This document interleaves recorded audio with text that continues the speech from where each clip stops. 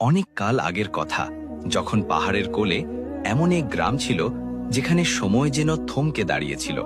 এই গ্রামের নাম ছিল বুতকাদা। এখানকার বাসিন্দারা পাথর খোদাই করা মূর্তির সামনে মাথা নত করত।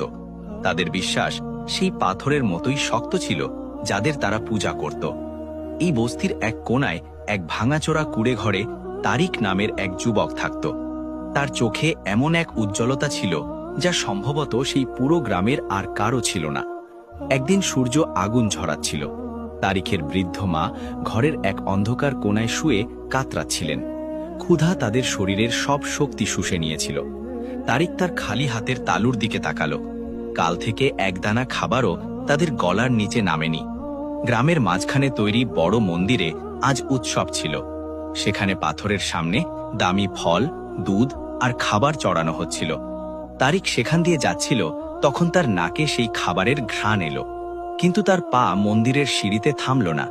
তার মনে এক অদ্ভুত বিদ্রোহ দানা বাঁধছিল। এই পাথরের মূর্তিগুলো তো নিজেরা নড়তে পারে না, নিজেদের মাছিও তাড়াতে পারে না, তাহলে এরা আমাদের কি খাওয়াবে?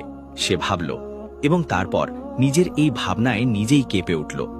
যাই হোক, সে তার ছেঁড়া চাদর কাঁধে ফেলে জঙ্গলের দিকে রওনা হলো।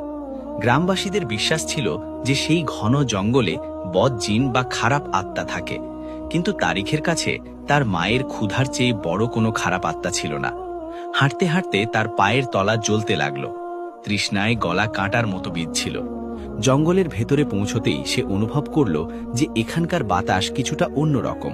এখানে পাখিদের কিচিরমিচিরে এমন এক সুর ছিল যা সে আগে কখনো শোনেনি। হঠাৎ সে দূরে ঝোপের আগাল থেকে এক ধীর ও মুখমুলি কণ্ঠ শুনতে পেল। কেউ গুনগুন করছিল। তারিক ধীর পায়ে সেই শব্দের দিকে এগিয়ে গেল। ঝোপ সরাতেই তার চোখ বিস্ময়ে বড় হয়ে গেল। সেখানে এক দরবেশ সাদা পোশাক পরে মাটিতে মাথা ঠেকিয়ে বসেছিলেন। তিনি না তো কোনো পাথরের সামনে ছিলেন, না সেখানে কোনো মূর্তি ছিল। তিনি শুধু খালি মাটিতে সেজদা করছিলেন। তারিক চুপচাপ এক গাছের পেছনে দাঁড়িয়ে এই দৃশ্য দেখতে লাগল। যখন সেই ব্যক্তি তার মাথা তুললেন, তখন তার চেহারায় এমন এক নূর বা আলো ছিল যে তারিককে চোখ পিটপিট করতে হলো।